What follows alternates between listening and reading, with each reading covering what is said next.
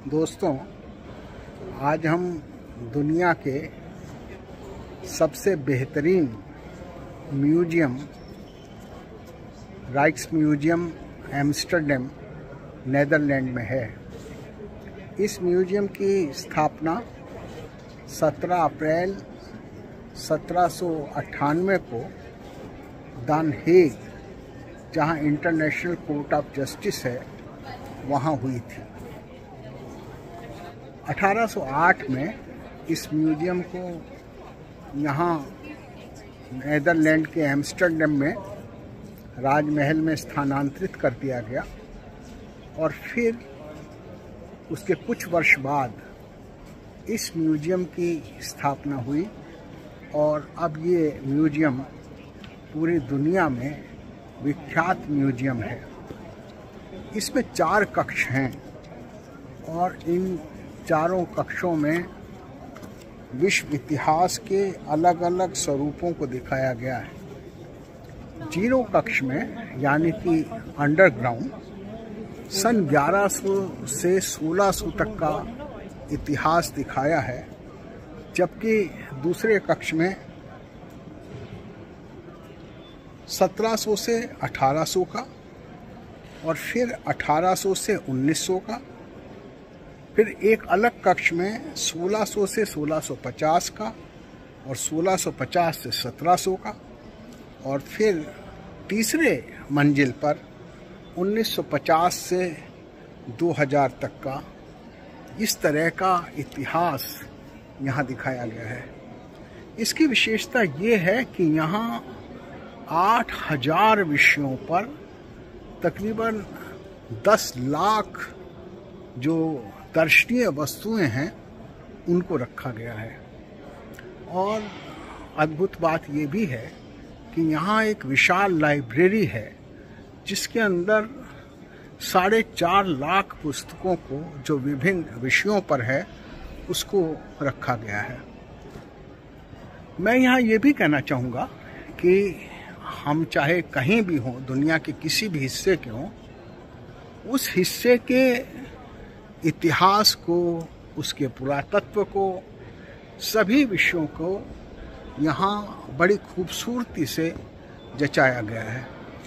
इसलिए यह स्थान बहुत ही उपयोगी है और उसकी उपयोगिता ये भी है कि हम उसको रूप से स्वीकार करें और हम पूरी दुनिया के इतिहास को एक ही छत के नीचे रखें।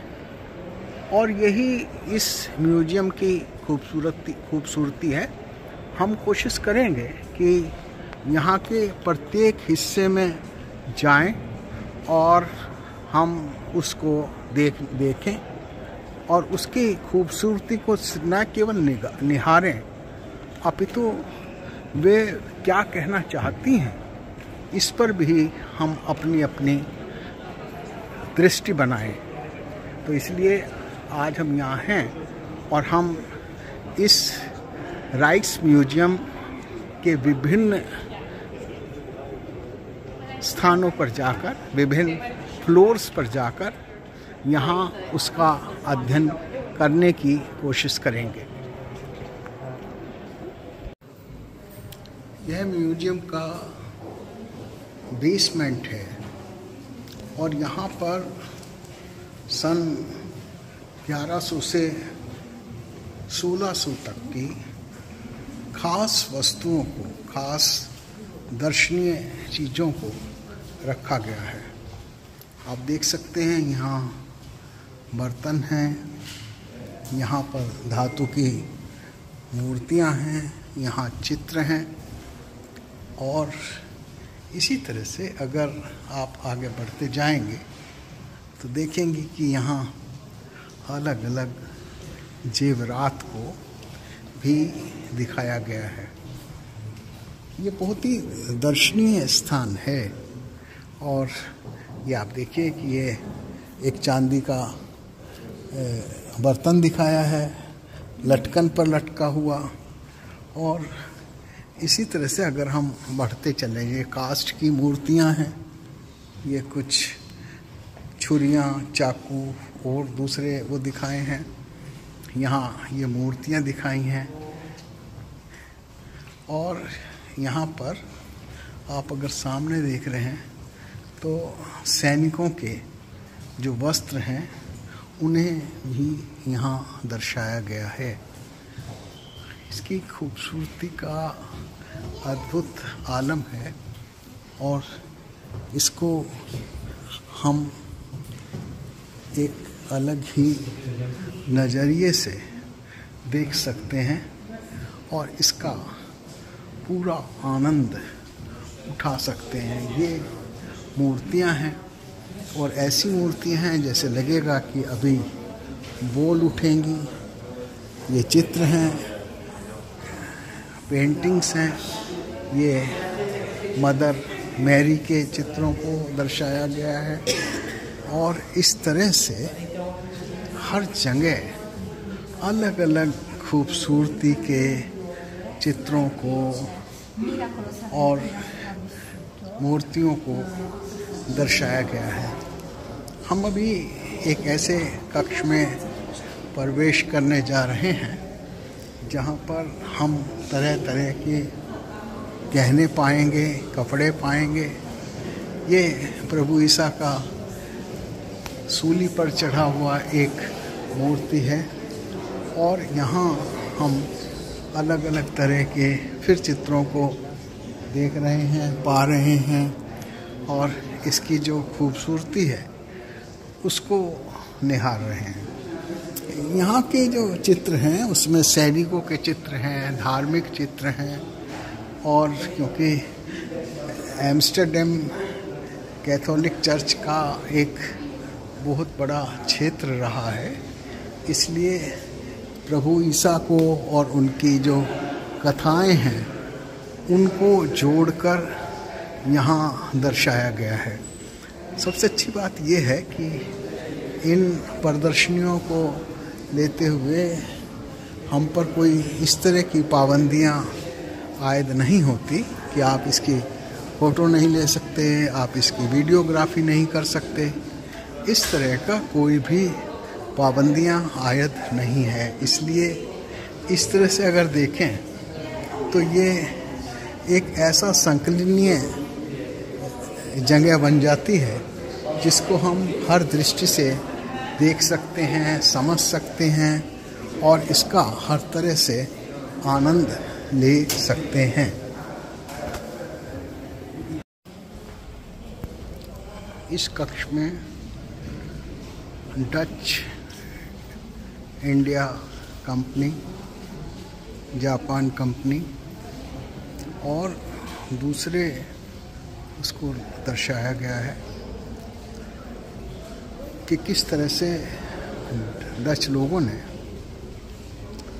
16वीं-17वीं शताब्दी में सुदूर जाकर उन देशों में व्यापार किया, व्यापार के नाम पर अपनी राज्य सत्ता स्थापित की।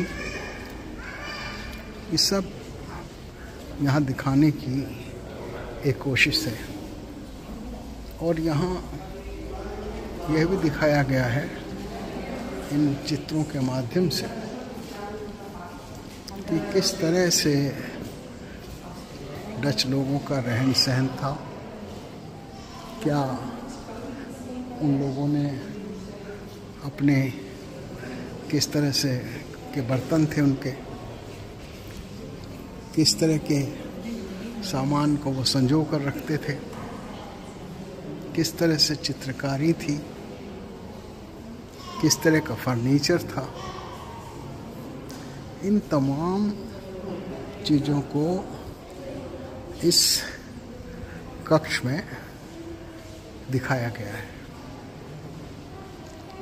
और हर छोटी से छोटी चीज़ को, बड़ी से बड़ी चीज़ को, किसी भी देश को समझने के लिए, उसके इतिहास को समझने के लिए, उसकी संस्कृति को समझने के लिए सबसे बड़ा माध्यम है उसकी कलाकृतियाँ, और इन कलाकृतियों के माध्यम से हम उस देश की संस्कृति, इतिहास को भी समझ सकते हैं। और यही एक आश्रय बनता है उस देश के बारे में जानने का। तो आज हम इस कक्ष में हैं और हम इस कक्ष के माध्यम से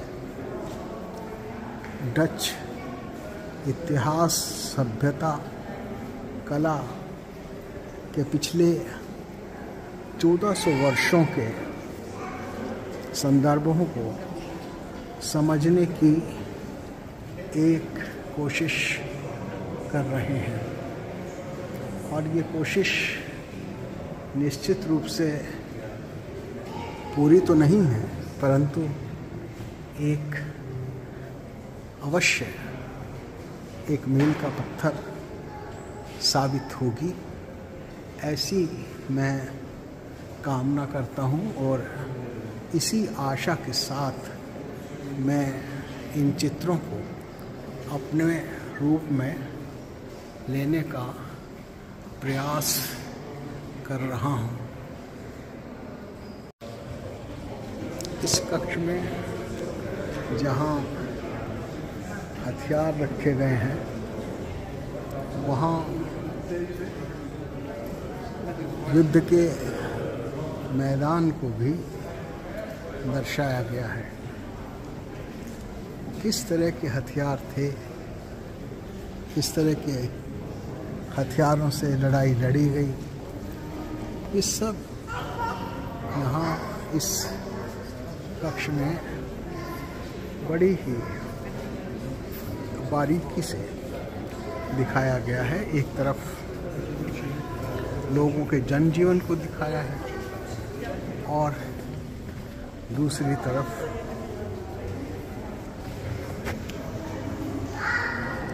उन सेना नायकों को विभिन्न मुद्राओं में दिखाया गया है कि जो यहाँ युद्ध में उतरे। यहाँ दिखाया गया है कि Louis Napoleon Koning van Holland के इस परिपत्र को, जो ये दर्शाता है कि किस तरह का जीवन संवाद यहाँ हुआ। इस कक्ष में 17वीं शताब्दी के सैन्य नायकों और किस तरह से उन लोगों ने समुद्री मार्ग से रास्ते को चुना व्यापार के लिए, और अगर दूसरे शब्द में कहूँ कि विश्व विजय के लिए, ये दर्शाने का एक प्रयास है जो बहुत ही खूबसूरती से यहाँ जिसका चित्रण किया गया है। ये ग्लोब हैं, ये ग्लोब हैं जो समुद्र के रास्ते को उस समय दर्शाते थे, बताते थे कि हम सही चल भी रहे हैं या नहीं चल रहे। और फिर इन चित्रों के माध्यम से भी ये एक राजा का दरबार दिखाया है कि किस तरह से वहाँ राज दरबार में दंड दिया गया, सिर को उड़ा दिया गया। और फिर ये वो चित्र हैं जहाँ राज दरबार में लोगों को पारितोषिक दिए जा रहे हैं, इनामात दिए जा रहे हैं। ये 17वीं शताब्दी का सबसे सुंदर स्थान है और इन स्थानों को देखकर हम लगा सकते हैं अंदाजे कि किस तरह का जनजीवन 17वीं शताब्दी में यहाँ के लोगों का रहा होगा। यहाँ जो संभ्रांत लोग हैं उनके जीवन को दिखाया गया है कि किस तरह का साभ्रांत लोग व्यवहार करते थे, किस तरह से उनकी सेनाएं थी और फिर किस तरह से इन लोगों के पास शक्ति संग्रहित थी और इस शक्ति के बल पर किस तरह ये अपने राजकाज को, अपनी सामंती व्यवस्था को चलाते थे। इसका एक बहुत ही सुंदर चित्रण यहाँ दिखाया गया है। यहाँ बर्तन दिखाए गए हैं चांदी के और ये बर्तन हैं चीनी के। ये मेज़ दिखाई गई है बहुत ही सुंदर, ये अलमीरा दिखाई गई है। ये राज परिवार की महिलाओं को दिखाया गया है। तो इस तरह से अगर आप देखें तो बहुत ही खूबसूरती से यहाँ कांच के बर्तन दिखाए गए हैं। किस तरह से वो रहते थे लोग, उसका एक छोटा सा चित्रण इस पूरी अलमीरा में कैद किया गया है। किस तरह से हारमोनियम और उसके पास कुर्सी, और यहाँ आप देखें कि घर के अलग अलग कक्षों को भी इसी तरह से सुंदरता से दर्शाया गया है। यहाँ भी इसी तरह से कुछ कलाकृतियों को लगाया गया है और यहाँ देखें तो एक कारपेट पर और दूसरे उस पर बहुत खूबसूरती से यहाँ म्यूजिकल इंस्ट्रूमेंट रखे हैं, यहाँ टेबल्स रखी हैं और राज परिवार किस तरह से यहाँ ऐशो इशरत का इस्तेमाल करता था, इसको भी यहाँ दिखाने की एक पुरजोर कोशिश है। और ये कक्ष तो बिल्कुल ही भव्यता से भरा हुआ है और किस तरह से न केवल चीनी के बर्तन हैं जो कि डेल्फ में जिनको आकृतियाँ दी जाती रही, और साथ साथ ये चित्र भी हैं परिवार के, और चीनी के बर्तनों से, वर्मीर के चीनी के बर्तनों से इन चित्रों को दिखाया गया है। और ये बहुत ही सुंदर चित्र हैं और इस सुंदरता के चित्रों को राइक्स म्यूजियम, जैसे कि मैंने पहले कहा कि 8000 विषयों पर यहाँ 10 लाख कलाकृतियों को संजोया गया है। इसकी ये भव्यता ही नहीं अपितु एक इस तरह का संग्रह है जो हमारे इतिहास के पन्नों को खोलकर रखने की कोशिश करता है। दोस्तों, अब हम इस म्यूजियम की लाइब्रेरी में चलेंगे, परंतु क्योंकि मैंने जैसे पहले कहा कि वहाँ लगभग 4.5 लाख पुस्तकें हैं विभिन्न विषयों पर, विभिन्न संदर्भों पर, तो हम भाषाओं पर हम वहाँ बातचीत नहीं कर पाएंगे, बोल नहीं पाएंगे। इसलिए मूक रहकर हम लाइब्रेरी को देखेंगे कि किस तरह से 4.5 लाख पुस्तकों को उन्होंने इस लाइब्रेरी में संजोया है। हम पढ़ रहे हैं